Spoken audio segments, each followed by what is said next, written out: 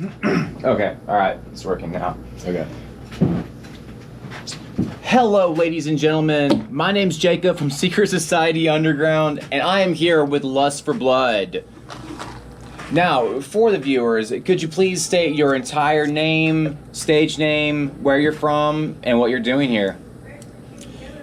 Okay, so my full name is, well, my chosen name, I'm not giving out my dead name on this interview, is Giovanni.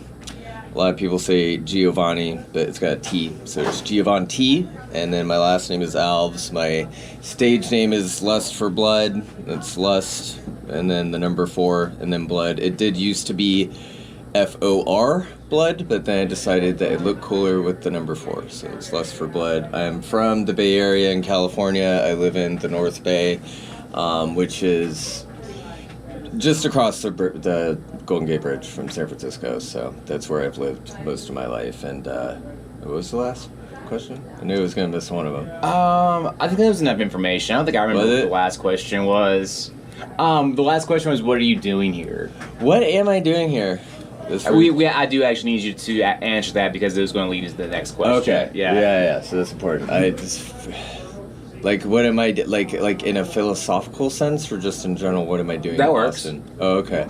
Well, I don't ever know what I'm doing here. I don't even know what planet I'm on half the time, regardless of my frame of mind or anything like that. Especially in the world we live in today. But yeah, I'm here in Austin, Texas, because I had back-to-back dates booked through Starfire Presents, and I remember we were actually talking, and I was like, Jacob, help me get some shows in Texas, and you said you and Celestina were talking? Yeah. Well, no, you and me were talking. Oh, me and you were talking. Then you said that you weren't exactly the best choice to get, or that I would have to reach out to venues. So I started talking to Celestina from Starfire, and then so thank you for recommending. So for the viewers, what exactly happened was.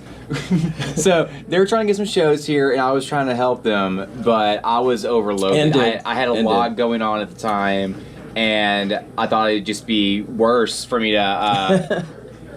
Our friend Celestina does a better job, so I just passed them on, and here we are. Yeah. This is your second show for the trip, right? This is my second show in Austin. It's my first time in Austin ever. Oh yeah. So it's my first time in Texas ever. So oh, that's crazy. I didn't know this was your first time in Texas. Yeah, I mean, I had a layover in Houston. That doesn't really count. It doesn't count. Yeah, it doesn't count. Yeah. But I do remember that it was during like the summer, and I think we were coming back from Florida, and I just remember the oppressive heat of the Houston airport. Houston barely counts as Texas. And you're not lying about that heat and humidity in Houston. It's real. Yeah, it's real. Worse than here. But like nobody else in Texas ever talks about Houston. It's really funny. Okay, but we won't mention it again. But you did say this is your second show. Yes. Of the trip. Where was your first show at? My first show was at Crowbar. At Crowbar, yeah. Or the Raven Room. I got kind of confused as to where I was playing because apparently it's two different spots. But yeah, well, it's so both. Austin has this like strange thing of like everything has to have two names. Okay. And that's kind of what you experience there. Like Crowbar is like the bar, the venue, right? Yeah. But then the Raven Room is like the room with. It's really dumb, but it's what we do here in Austin. I mean, other plations do that. I mean, Bar Sinister in LA is inside Board Knaves. I mean, there's I didn't know that. Lots of other places that do that. I mean, yeah, it's like and then of course like all these clubs and whatever have their their club nights that have their own little names and whatever, but they're at venues like DNA Lounge is our longest running goth club in the Bay Area, and they have Death Guild every Monday and have for, I think they just celebrated 30 years of Death Guild. That's crazy. So, yeah, they've been doing it for a long time. So. Yeah.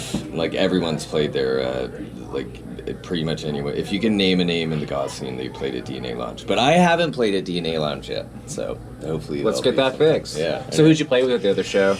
I played with Permanent Shadows. Okay.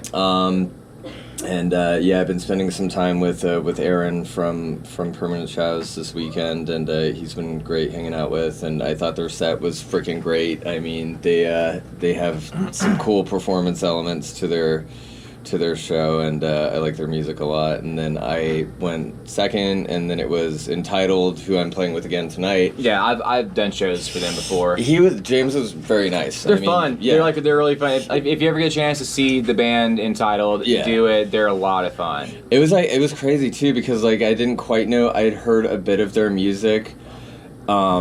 But seeing it live was like a whole different thing, because like he had like a live drummer, and then his stuff is like, I don't like having labels, but my brain like made the immediate association with like trap metal and like kind of like hip hop stuff, but also with like some black metal stuff going on too. So I liked it. I thought it was cool. And Knights and he didn't have the chainmail. So he didn't. Yeah, no, but he came out. That's not an Entitled set then. Well, he came out like Corpse Paint. He said he was going to do both tonight, but so that was fun. And then Odar closed, and they were cool.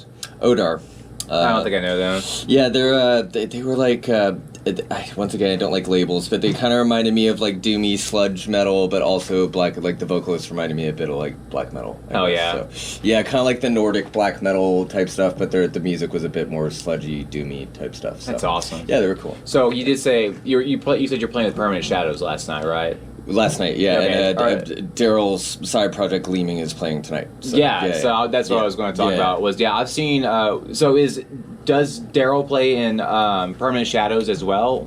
Yeah. I mean, I guess if Aaron was telling me a bit about that, this would be more of a question for him. But apparently, like he had another project, and then this project, Permanent Shadows, has gone through like a couple different incarnations, I guess. Yeah. And it's kind of started as his project, and then Daryl kind of took over the majority of the production side of things for Permanent Shadows. Like Aaron still does some production work on their tracks, but Daryl is kind of like the guy behind the production side of things, and he had like a electronic drum kit and did like some live drumming stuff for the performance. So yeah, it was cool. And then Kite is another member of their group who does like some performance artistry type stuff, which is always cool to have in like a goth industrial band. That's crazy.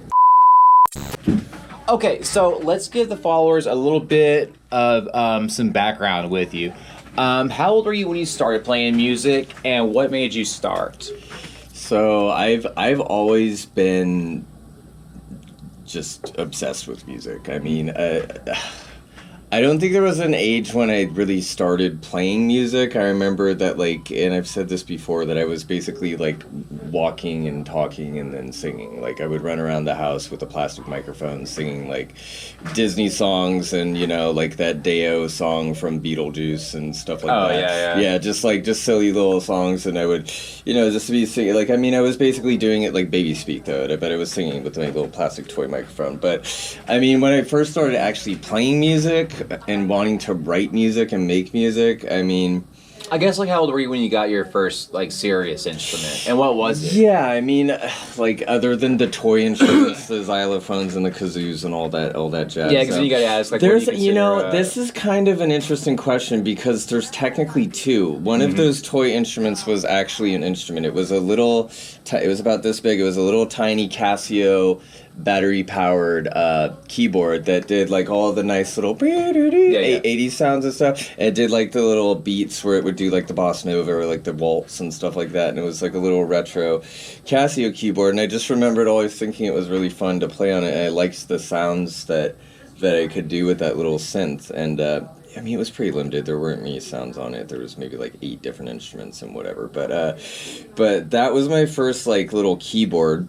I never had a piano in the house growing up, but whenever we would go to my relatives that had pianos, my grandparents and stuff like that, or so how old were you around that time when you're playing around with that keyboard? Probably like 5 or 6 or something like that. And then I picked up a guitar when I was like, I think 8 or 7, and my fingers were way too small for it. It was one of those acoustic guitars that's like is kind of made for country and blues style guitars. So it's got the extra big body and it's like the really hard frets and everything. Yeah, because like my first guitar was like that. It was a Mark II from Walmart. I was like 12. Oh wow. Yeah, dude. Yeah. And I didn't nobody knows anything about anything in my family about guitars in the 2000s, so they didn't know that like if the strings are really high above the fretboard, it's really hard to play.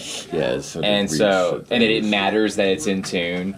Yeah, and they got me this like shitty guitar, but I was so determined that like I would like people say like I played till my fingers bled. Dude, my fingers fucking bled from that thing. Nice. But anyway, you were saying you were how old when you got your guitar? Well, I mean, I think it was something like that. Like we got it from like a thrift store or something, and I think that like I can't remember how we came across the damn thing, but like we ended up with it, and I think it was a Harmony. I could be wrong, but I'm pretty sure I'm right, and. I like I said, I couldn't really play it, but my mom's friends did play guitar, and he recommended that I start doing like the little finger exercise where you're just doing the frets and like the spider, yeah, just the one note hammers and stuff like that. So, and it was funny. He's like, and I was like, it was hammer-ons is what's the term is the term, I guess, right? In blues or whatever. A hammer-on is like if you like if you're holding down a string, you. A camera on. Well, regardless, because I'm not going to use irregardless. No, I know. We love proper grammar here at the society. Okay. We were joking about that earlier. I'm not just being a dick. We were finding platitudes and things to make fun of. But the recommendation was that I do those finger exercises, and he referred to them as hammer-ons. And I walk in one day when he had come to visit with my mom. They weren't like together; they were just friends. And I'm like, "Hey Jim, I've been practicing my hard-ons." Hell yeah! Up. It was like 6 or 7 years old. It was like they had to kind of like explain that it wasn't that. That's awesome. So what artists were you listening to around this time? So I mean, back to the guitar thing. Like the first bands that I really got into, like. Wanting to play their music, I guess, was Green Day. I mean, this is something that a lot Which album? I mean, Dookie came out around the time when I was, like, really, really, really young, like 4 or 5. I think it was, like, 3 or 4 when that album came out. So, I mean, but I wasn't, like... That was like 94, so I was 5 when that came. Yeah. Yes, we're like the same age. I think I was 4 or 5 or something like that because I'm gonna be 37 now, I just turned 37. Oh yeah. Oh nice. Cool. Not a member of the 27 Club somehow. Good. Yeah. Yes, we made it.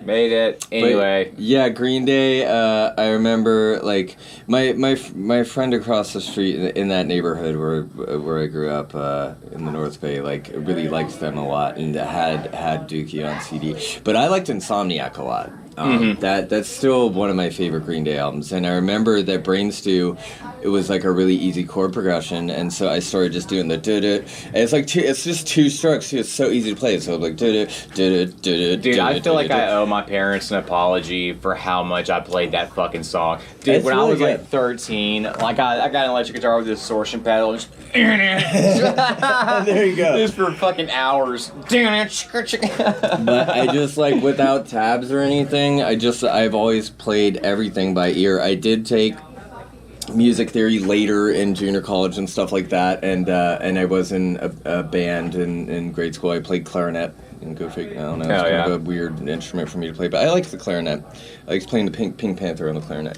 But I didn't like how the reeds would always break, though, and if you got too much spit in them, that they wouldn't work right. That was one thing that kind of pissed me off about that instrument. I've only played clarinet once. Yeah. I mean, they sound okay. They're all right, I guess. If I could go back, I'd probably opt for, like, a violin or something, but I don't think we had them in that band. It was just, like, horns and woodwinds and stuff. But anyway, getting back to the influences and the story and whatnot, like, I taught myself how to play Brain Stew, just like, because that same guy recommended the hard-on exercise, like, showed me how to play basic bar chords, and so it's been, I mean, in most Green Day songs and a lot of popular songs are bar chords, and that's mainly what I write around now is bar chords. And not a lot of people know this, but Billy Joe Armstrong he can play. Oh yeah, he can. Yeah. Don't judge him just based on Green Day songs. Well, he's a killer songwriter too, regardless of that's kind of like, with American Idiot especially, like they had to hire a second guitarist because he was writing like lead guitar parts. They included him in the videos and too. Yeah. But Billy wrote those parts, so yeah. But so I really liked them a lot. I was listening to a lot of other similar bands at the time growing up, Blink-182 and I was much more of a like Blink-182 guy than I like both. Well, I even like Tom's side project, Angels and Airwaves. Well, I remember when that album came out. That Boxcar Racer album is my all-time favorite album. It's a good record. Yeah. But like Blink-182 always had more of like a rhythm to them. They were a lot more rhythmic than Green Day was. But Green Day was just hands down better musicians for sure. Yeah, it's a different energy too. Blink always was kind of known for their parody videos and stuff too, whereas like when Green Day would do their more comical stuff, it would be kind of more on their stage antic side of things, especially way back in the 90s when Billy was like really punk rock with the stuff and like burning magazines that they were featured on stage and just being like fuck you, fuck that, and like always spun out, and they were just kind of chaotic back in the day. But yeah, and obviously Nirvana and stuff like that, because I was a 90s kid, and I wasn't probably as affected by Kurt's music as other people that were older than me at the time, like in their adolescence or teens were when Nirvana were big. Because I was like your age. I was like, I was a little kid, but I remember liking their music a lot. And and then it was a bunch of different genres and whatnot, but that's where I got my my claws into like actual music was stuff like that. And then I found other stuff that that I love now that I didn't like it the first time. Like I remember buying Nine Inch Nails' The Fragile was the first CD I bought by them. It wasn't the first music I'd heard by them. I'd obviously heard Closer and some of their older stuff. But I've always thought that album as the last real Nine Inch Nails album. I like the shows and stuff that they've been doing now with Boys Noise. I think it's kind of cool what they're doing. But I miss that whole era. I saw them for the first time on the With Teats tour, and I've seen them a few times since then. But anyway, when I first listened to The Fragile, I was like, I did not like it, but there's so much going on in that record and in Trent's music that I was like, I don't know what to think about this. Like, I'm not sure. I was like, it wasn't like I don't like this. It was like I'm not sure if I like this, or I'm not sure like why I bought this even because that's kind of like how it was with like The Cure and like that's kind of like how it was with like post punk stuff. Yeah, like 'cause I knew I was like supposed to like it, because at that time, like Marilyn Manson was covering Depeche Mode, and then Deftones was covering Duran Duran and Smiths, and I knew that all the bands that like I really liked these bands, right? And I would listen to like the Smiths and the Cure and be like, I'm not sure if this is for me yet. Is that kind of like where you were with Nine Inch Nails? Yeah, I guess so. It's just like I wasn't sure. There were songs on there that like immediately I liked, like Somewhat Damaged. I was like, I like this a lot. That's a damn good song. Fucking Starfuckers and We're in This Together Now. I was like, I like these a lot. But like songs that like are a little more obscure on those records, like No You Don't, or that was one of my favorite songs on there. That's a good one. Yeah. Please is another one. Big Come Down's another one. And those ones are a little bit more like complex, I guess. So, but just like the Void, I was trying to think of me and my sibling were really into, and it's just like the musicianship on it was a little more experimental than I was used to. So, but that record. Did you know Dr. Dre is featured on there? On The Fragile? Yeah. On what song? I can't remember, but it was just crazy to me that Dr. Dre was on it. But there's photos and shit too. If I've heard this before, I forgot about it, but I'm gonna look into this later. That's pretty cool, actually. But I know that. Sorry, we're gonna cut this part out. Okay. So yeah, another example of an artist that that I was introduced to, and it was maybe not the best choice of first exposure to Bowie, but Mom was playing David's 1974 live album, David Live, which is one of my favorite live albums now. But like I remember hearing his voice and the music again, and like there's a lot going on in it. Like he had on that tour, on most of his tours, he'd have like a horn section, he'd have a live piano player, he'd have like a guitarist, a killer bass player, a killer drummer, like, you know, backup singers, him, and all of, on top of all of his theatrics and shit, which, I mean, you're not seeing because you're listening to it, but I remember hearing it and I was like, I really don't know if I like this, and I got really stoned one day and listened to this Bowie live record, and I was like, this is fucking phenomenal. I've always kind of had a similar relationship with Bowie. I've always he can be challenging still, yeah. Like, I've always like respected him. I've always really enjoyed his music, but like I don't get it the way so many other people do. Yeah, I understand that there's so many people see in David Bowie this like great artist, and I'm not saying the art isn't there. I'm just saying it doesn't resonate with me the way it does all these other people. Yeah, but I like Bowie. You know, I'll listen to it and enjoy it. But I'm never going to just like on my own pull up Bowie. Well, it's one of those things too. Is that like for me, he was very much like the type of thing that like I aspired to be more as an artist and musician, because like I said, some of his music is really challenging, but him as a person, he was really endearing. Like, I mean, all of the fashion choices that he made and all of the imagery and everything and the presentations that he decided on for his music and everything were really well thought out and well done. So I mean, there's that part, but like the albums that I like the most, it's always a competition or Diamond Dogs and Station to Station, and it's because like they just kind of hit different for me than the rest of his stuff. And like I guess where I'm going with all this is that because he was like an album, especially with like concept albums with like Ziggy Stardust and these other ones, Station to Station, all these things, that like for me it's like there's still albums that like I can't just listen to that one song, I have to listen to the whole thing, like front to back. Even with his live albums, which are sometimes like double live albums, it's like I want to listen to the whole thing. So I don't listen to him a whole lot, but when I do, I'm like really absorbed with it. And kind of like that Velvet Underground. Yeah. So and we mentioned with time real quick. Okay, so about what age did you start making music? So, I mean, we talked about all, you know, my experimentation with guitars and toy synthesizers and stuff, and I started making music. I mean, you know, I was playing around with those instruments and kind of writing my own songs and whatever, but the first projects I was in was, like, I was in a couple different metal bands in high school. One of them was a little bit more of like we were talking about this before the interview. It was kind of more like we actually did a cover of Memphis Will Be Laid to Waste by Norma Jean, which was good. And and so we were fun song to play. Yeah, we were kind of like a fashion core, you know, metalcore type band. And the other one was kind of similar. That band that we did the cover song was Ether Aura, which is funny, like that name got taken by some other band later. But and then the other one was Millennium Travesty, and these were just high school metal bands that, you know, we played a few shows and broke up. And Millennium Travesty was more of like a blackened power metal metalcore band, but they were both, you know, that type of. They were both like scene high school bands.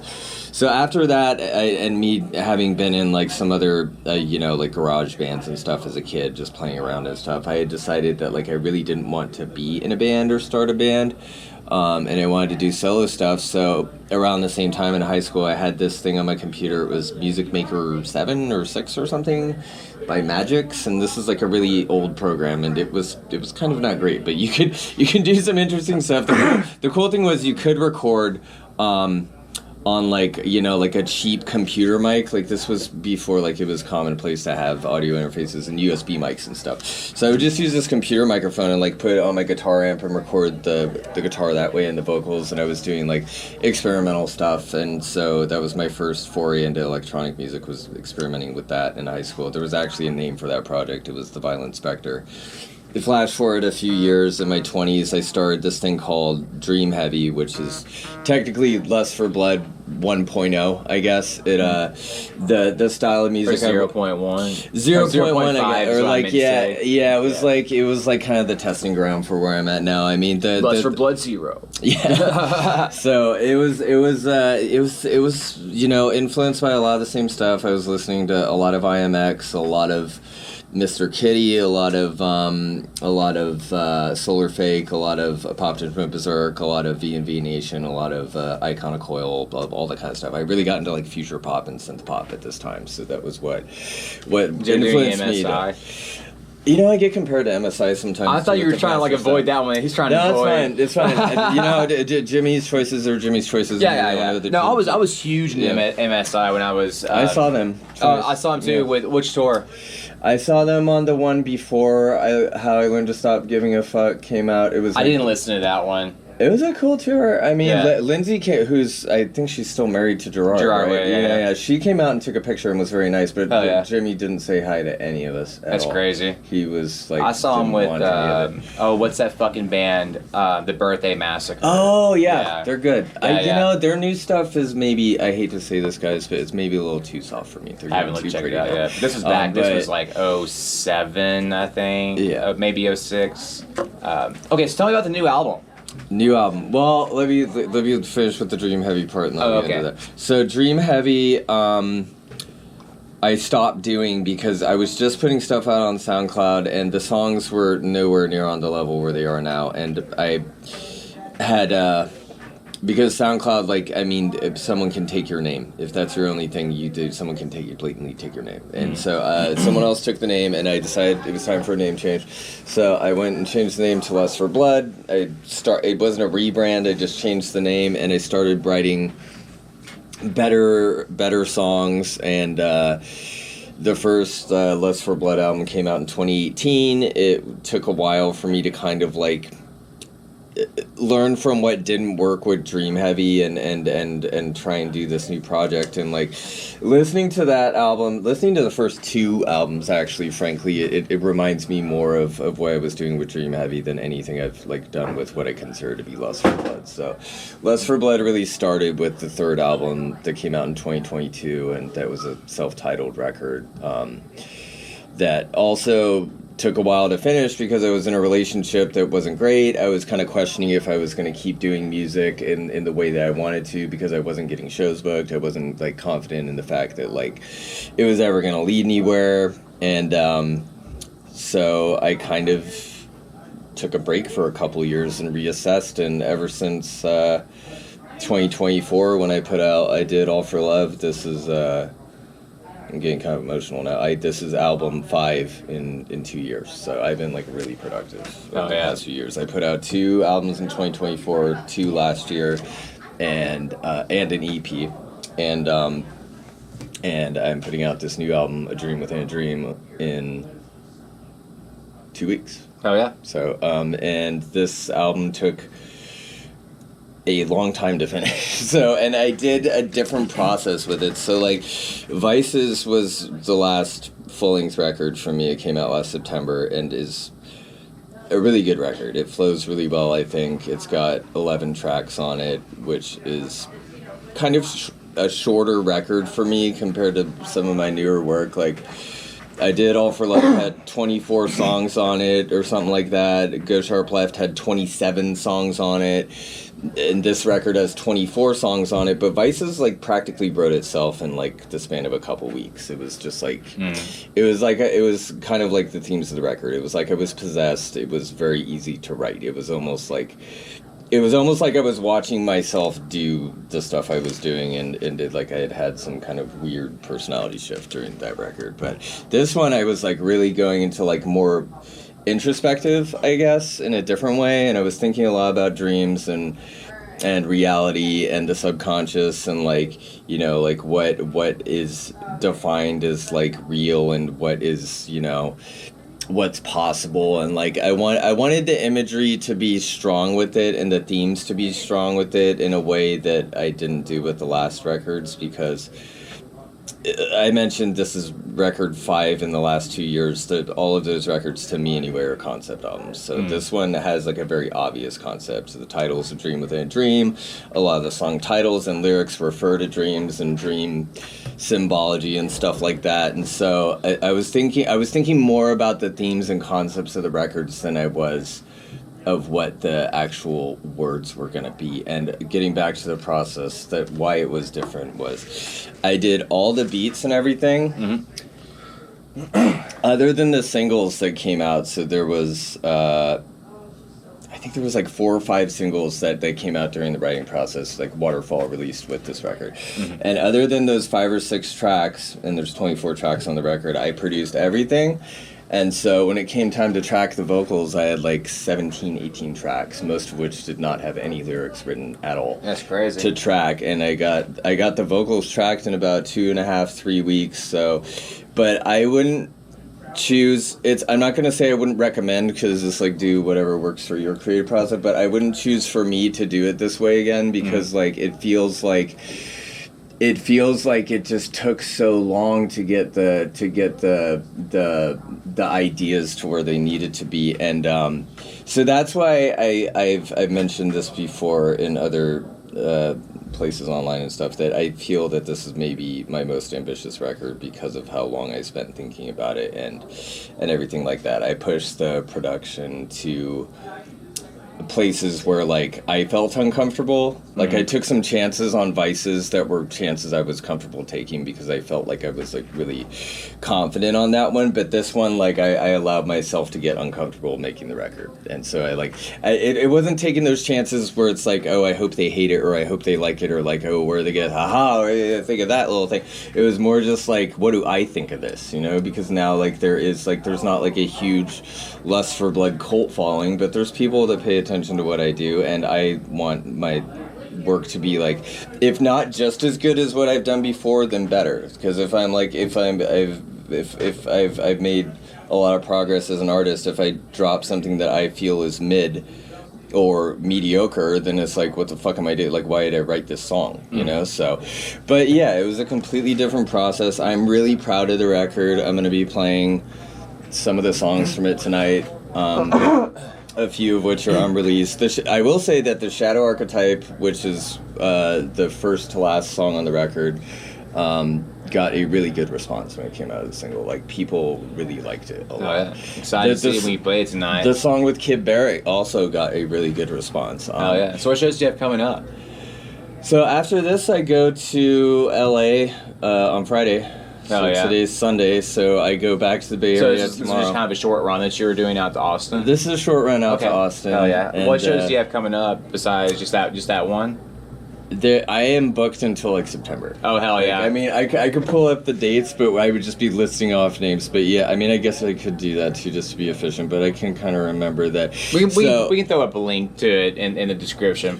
But we could do that. Wait, or I could just kind of show them. I'm gonna flex real quick. Jacob, let me get my flex in. Alright, so here's the shows. This is tonight at Kick Butt Coffee at the top of the list right there. And then so here's the dates. That's a lot of dates. It is a lot of dates. So it's not the rest of the year, but I mean, this is April, May, June, July.